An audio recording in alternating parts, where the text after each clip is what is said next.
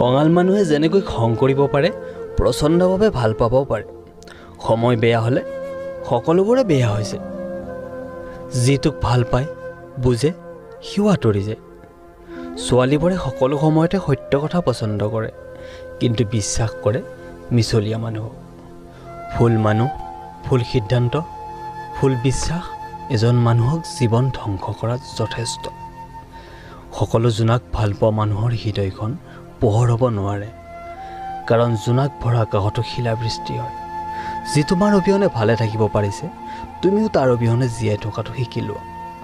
কাৰোৰে বেছি ওচৰত নাযাবা, কাৰণ তাৰ এটি আচৰণৰ পৰিৱৰ্তনে তোমাৰ মনত বহুত বেছি কষ্ট দিব পাৰে।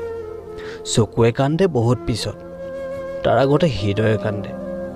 এতিয়া সময়টো তোমাৰ, সেয়ে তুমি অৱহেলা কৰি আছা।